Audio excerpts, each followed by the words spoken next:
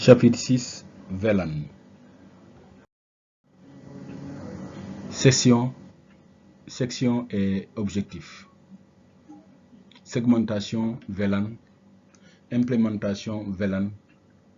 Routage inter-VLAN avec des routeurs. Segmentation VLAN. Ici, nous voyons dans cette topologie qu'on est en présence d'une structure qui s'est implantée sur un immeuble à plusieurs étages. Et dans chaque étage, il y a des commutateurs. Qu'est-ce qu'on a fait? On a créé des VLAN virtuels au niveau de chaque étage. Le VLAN 2 existe aussi bien dans le premier étage, deuxième étage et troisième étage. Idem pour le VLAN 3 RH et le VLAN 4 vente.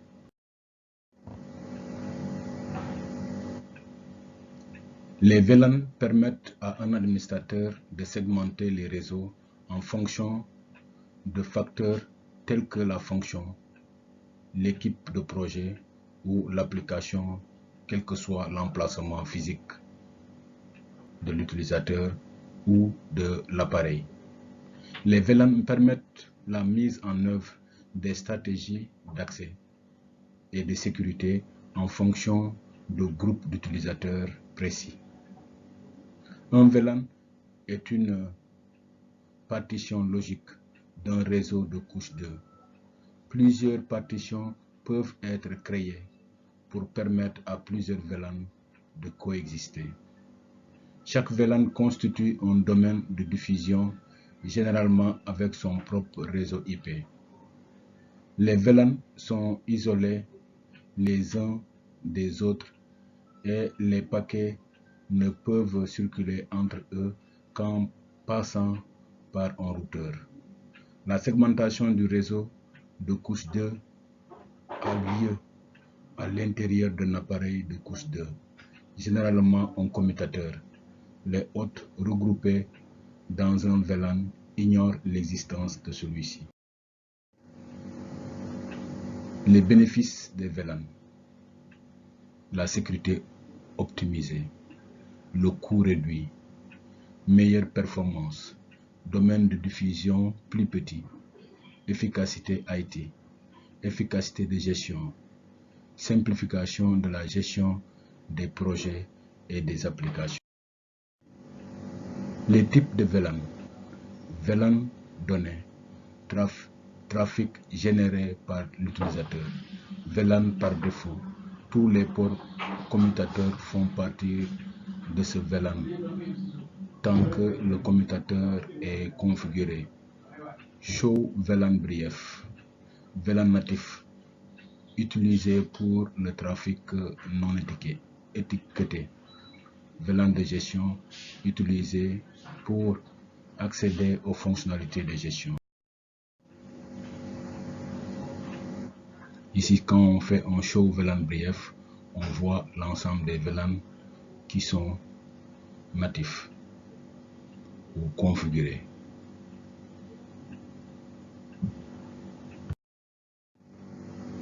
Trunk de VLAN. Les liaisons entre les commutateurs S1 et S2 ainsi que S1 et S3 sont configurés pour transmettre le trafic provenant des VLAN 10, VLAN 20, VLAN 30 et VLAN 99 sur tout le réseau. Ce réseau ne peut pas fonctionner sans trunk de VLAN. Un trunk de VLAN est une liaison point en point qui porte plusieurs VLAN. Il est généralement établi entre des commutateurs pour permettre aux appareils du même VLAN de communiquer, même s'ils sont physiquement connectés à des commutateurs différents. Un trunk de VLAN n'est pas associé à un VLAN. Par ailleurs, aucun port trunk n'est utilisé pour établir la liaison. Cisco IOS prend en charge la norme IEEE 802.1Q, un protocole de trunk de VLAN très répandu. Voilà la topologie. Vous pouvez vous exercer à créer les différents VLAN.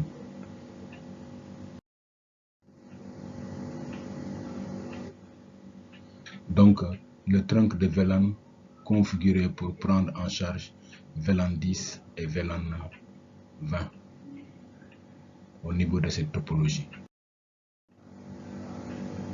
Les VLAN peuvent être utilisés pour limiter la portée des trames de diffusion.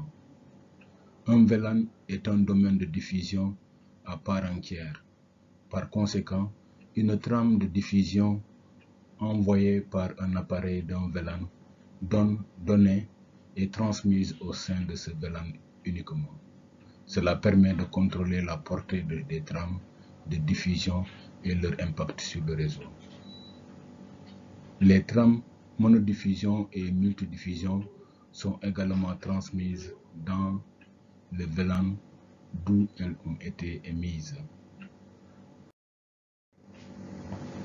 L'étiquetage des trames Ethernet pour l'identification des VLAN.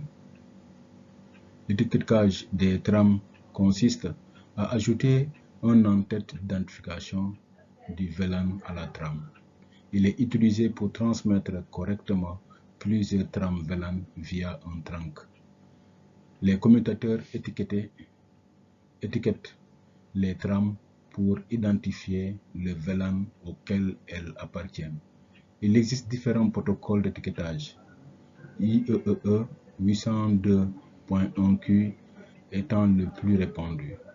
Le protocole définit la structure de l'entête d'étiquetage ajoutée à la trame. Les commutateurs ajoutent des étiquettes VLAN aux trames avant de les placer dans les trunks. Ils les enlèvent avant de transmettre les trames via les autres ports non trunks. Une fois qu'elles sont correctement étiquetées, les trames peuvent traverser tous les commutateurs via les trunks. Elles resteront dans le VLAN approprié pour atteindre leur destination. Voilà le schéma qui le montre si bien. VLAN natif et étiquetage 802.1Q. Le trafic de contrôle envoyé sur le VLAN natif ne doit pas être étiqueté. Les trames reçues sans étiquette restent sans étiquetage et sont placées dans le VLAN natif lors de la transmission. S'il n'y a pas de port associé au VLAN natif et en l'absence d'autres trunks, une trame non étiquetée est ignorée. Lorsque vous configurez un port sur un commutateur Cisco, configurez les appareils de sorte qu'ils n'envoient pas de trame étiquetée sur le VLAN natif. Dans les commutateurs Cisco, le VLAN natif est le VLAN 1 par défaut. Étiquetage du VLAN Voice. Port de commutateur configuré pour prendre en charge le trafic voix. Demande au téléphone d'identifier les trames de voix avec le VLAN 150. Donne la priorité aux trames de voix. Transmet la trame de données de VLAN 20.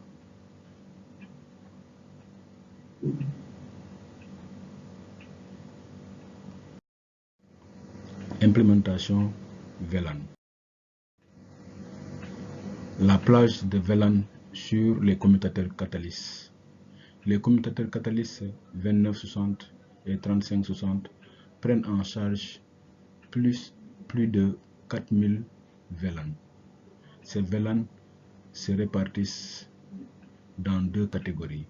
VLAN à la plage normale. Ce sont des VLAN de numéro 1 au numéro 1005. Les configurations sont stockées dans le fichier VLAN.date. dans la mémoire flash.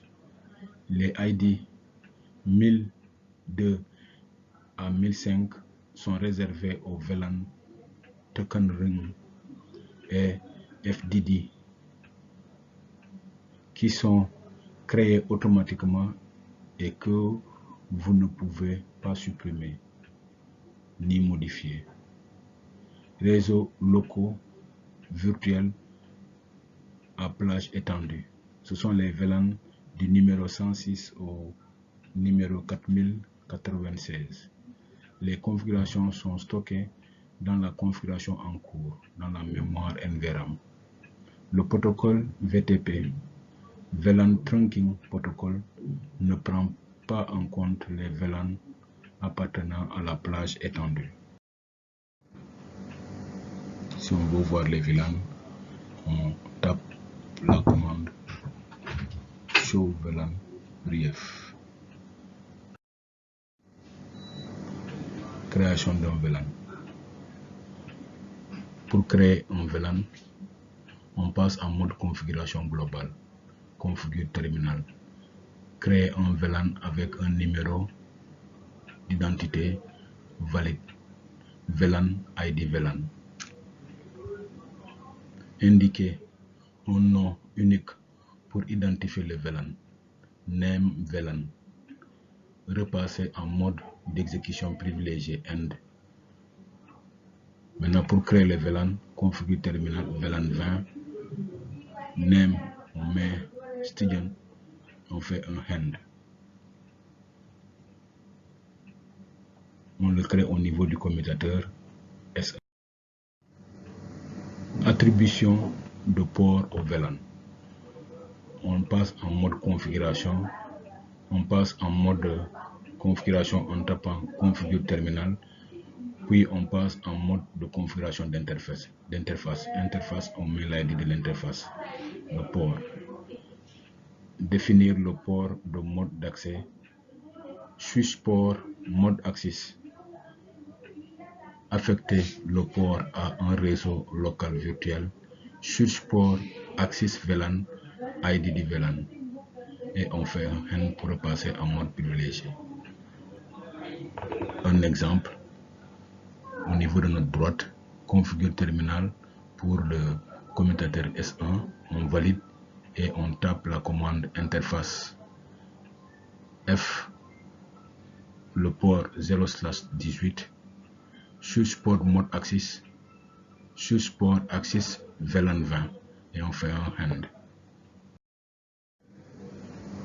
Modification de l'appartenance au port des VLAN. Passer en mode de configuration, configure terminal, supprimer l'attribution du VLAN du port. No switch port access VLAN et on fait un end.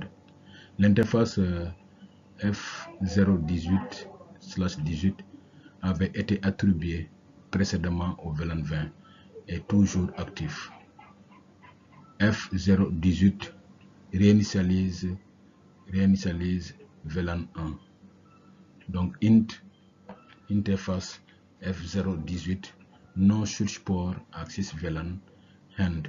Si on fait un show VLAN brief, on ne retrouve plus le VLAN qu'on a créé.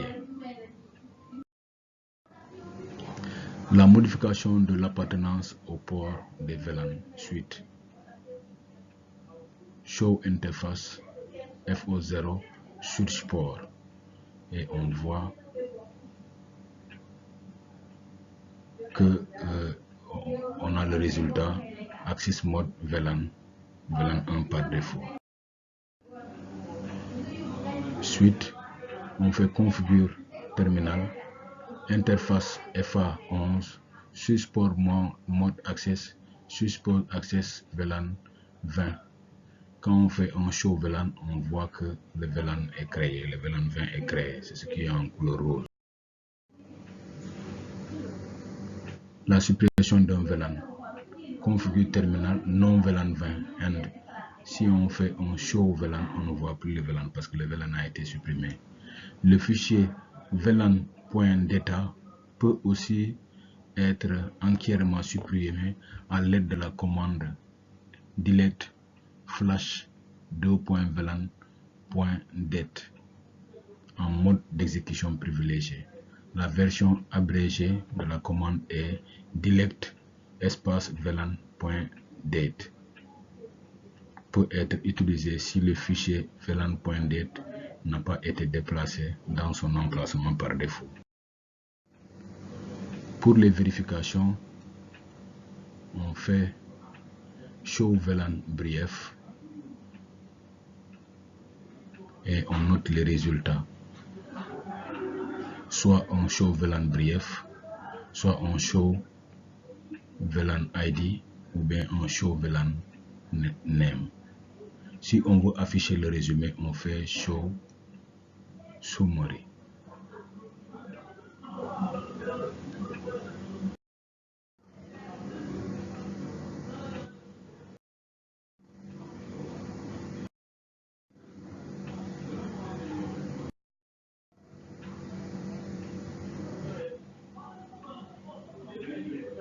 Rétablir maintenant réinitialisation des valeurs configurées pour les liaisons trunk. Passer en mode de configuration globale, configure terminal. Passer en mode de configuration de l'interface, interface, on met l'ID de l'interface. Définir le trunk de sorte qu'il autorise tous les VLAN, no surport trunk load VLAN. Redéfinir le VLAN natif sur les paramètres par défaut, no switch trunk natif VLAN, et on fait un end.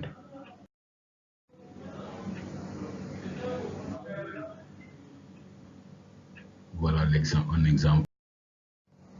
Suite. Les problèmes d'adressage IP avec les VLAN. Il est très fréquent d'associer un VLAN à un réseau IP. Comme les différents réseaux IP communiquent uniquement via un routeur, tous les appareils d'un VLAN doivent appartenir au même réseau IP pour communiquer. La figure montre que le PC1 ne peut pas communiquer avec le serveur parce que son adresse IP est incorrecte.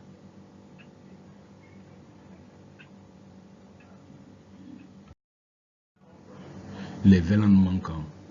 Si tous les problèmes de concordance des adresses IP ont été résolus et que l'appareil ne peut toujours pas se connecter, vérifiez que le VLAN existe dans le commutateur.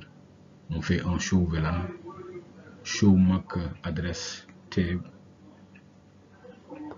Le port se trouve-t-il dans le bon VLAN? Si c'est oui, le VLAN figure-t-il dans la base de données VLAN? Si c'est oui, vérifiez la connexion entre les périphériques du même VLAN. Maintenant, de l'autre côté, si c'est non, attribuez le port au bon VLAN. Donc, on s'est trompé dans l'attribution du port. Voilà un exemple qui peut nous permettre de dépanner. Si le VLAN auquel appartient le port est supprimé, le port devient inactif. Tous les ports appartenant au VLAN qui a été supprimé ne peuvent plus communiquer avec le reste du réseau. Le port n'est pas opérationnel tant que le VLAN manquant n'est pas créé à l'aide de la commande de configuration globale VLAN ID VLAN. Introduction au dépannage. Voilà le schéma qu'on avait vu tout à l'heure. Il faut s'exercer, c'est comme ça qu'on réussira à dépanner. Mais il faut maîtriser les différentes commandes show. Les problèmes courants avec les trunks. Les problèmes de trunking sont généralement associés à des configurations incorrectes. Le plus souvent, les erreurs de configuration des trunks sont les suivants: non-concordance du VLAN natif, non-concordance du mode trunk, VLAN autorisé sur les trunks. En cas de problème sur un trunk, il est recommandé de faire les vérifications dans l'ordre ci-dessus. Les problèmes courants ensuite. Non-concordance du VLAN natif. Résultat présente un risque pour la sécurité et génère des résultats indésirables. Par exemple, un port est défini en tant que VLAN 98 et l'autre en tant que VLAN 10. Non-concordance du mode d'agrégation entraîne la perte de la connexion réseau. Par exemple, les modes de port de commutateurs locaux et homologues sont configurés sur dynamique automatiquement. VLAN autorisé sur les troncs génère un trafic imprévu ou nul sur le tronc. La liste des VLAN autorisés ne prend pas en compte les critères d'agrégation des VLAN actuels. Mode de port incorrect. Voilà le schéma qui l'illustre bien. Les VLAN doivent être autorisés dans le tronc avant que leur trame ne puisse être transmise sur la liaison. Utilisez la commande switch port trunk allowed VLAN pour indiquer quels VLAN sont admis dans un trunk. Utilisez la commande show interface trunk pour vérifier que les VLAN appropriés sont autorisés dans un trunk. Routage inter-VLAN avec des routeurs. Voilà le schéma. Il y a un routeur qui est connecté au switch ou au commutateur S2. Nous avons ici les VLAN 10, VLAN 30 qui sont configurés. Les commutateurs de couche 2 ne peuvent pas acheminer le trafic entre les VLAN sans l'aide d'un routeur. Le routage inter-VLAN consiste à acheminer du trafic réseau d'un VLAN à un autre grâce à un routeur. Le routeur, c'est lui qui fait le routage. Le routage n'est jamais fait à partir d'un commutateur. Le commutateur est fait de la commutation de paquets. Le routage inter-VLAN existant. Hier, des routeurs réels étaient utilisés pour acheminer du trafic entre les VLAN. Chaque VLAN était connecté à une interface physique différente du routeur. Les paquets arrivaient sur le routeur par l'une des interfaces étaient acheminés puis ressortaient par une autre. Comme les interfaces du routeur étaient connectées au VLAN et que leur adresse IP correspondait à un VLAN spécifique, le routage entre les VLAN pouvait être assuré. Les grands réseaux comptant un grand nombre de VLAN avaient besoin de nombreuses interfaces de routeurs. La suite, regardez au niveau du schéma. Donc on a créé plusieurs troncs. Dans cet exemple, le routeur a été configuré avec deux interfaces physiques distinctes pour interagir avec les différents VLAN et effectuer le routage. Le routeur inter-VLAN, router on a stick. L'approche router on a stick utilise une seule interface physique du routeur.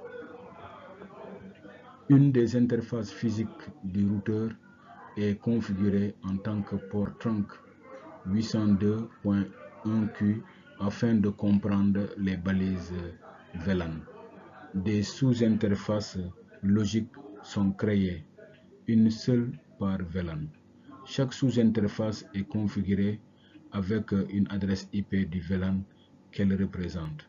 Les membres hôtes du VLAN sont configurés pour utiliser l'adresse de la sous-interface comme passerelle par défaut. La suite. L'interface du routeur est configurée pour fonctionner comme une liaison trunk et est connectée à un port de commutateur configuré en mode trunk. Le routeur effectue le routage inter-VLAN en acceptant le trafic étiqueté VLAN sur l'interface trunk provenant du commutateur adjacent. Il procède ensuite au routage en interne entre les VLAN à l'aide de sous-interfaces. Le routeur transfère alors le trafic acheminé l'étiqueté VLAN vers le VLAN de destination depuis la même interface physique utilisée pour recevoir le trafic.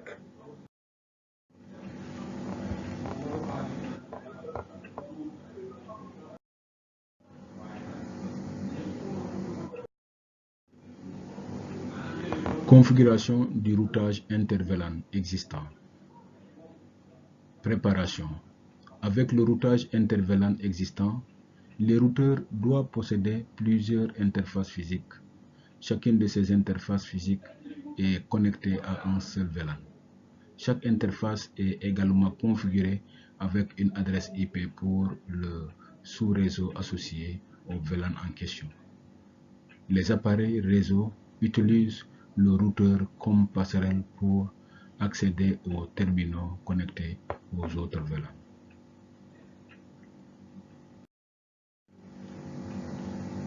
Configuration du routage inter-VLAN existant. Configuration du commutateur. Interface, ici c'est 1 giga et l'ID, le port c'est 0/0. IP, espace adresse, espace 172.17.10.1, espace 255.255.255.0, no shutdown.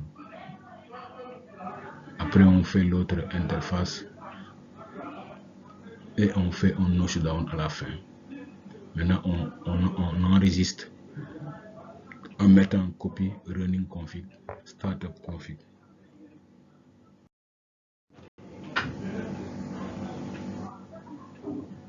Idem. Configuration du routage. Routeur on a stick. Préparation. Pour remplacer l'ancien routage inter-VLAN, vous pouvez recouvrir un trunking VLAN et aux sous-interfaces. Le trunking VLAN permet à une seule interface physique de routeur d'acheminer le trafic de plusieurs VLAN.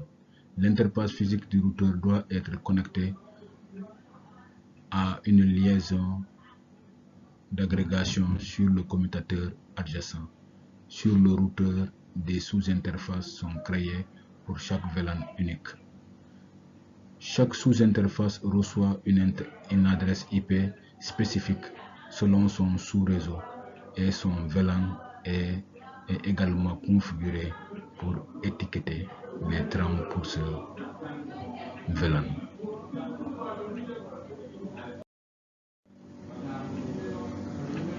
Configuration de routage. Routeur on a stick. Configuration du commutateur. En mode configuration, on fait VLAN 10, VLAN 30 et interface, on met l'interface F0/5. C'est l'interface entre le routeur R1 et S1.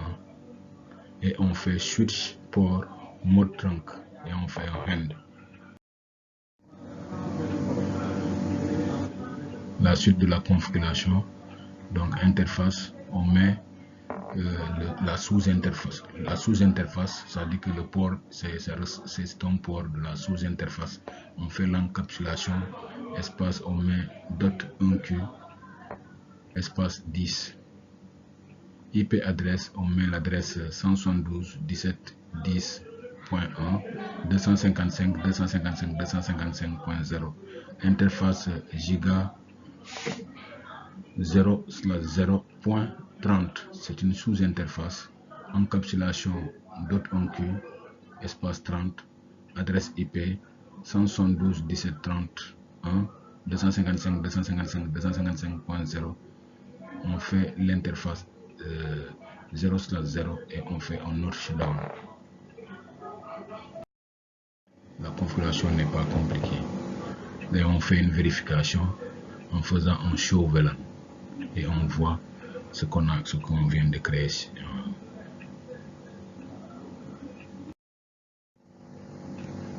Si on fait un show IP route, on va voir toutes les adresses qui sont connectées, c'est les adresses qu'on a configurées, les adresses qui sont directement connectées, les adresses locaux, les adresses locales.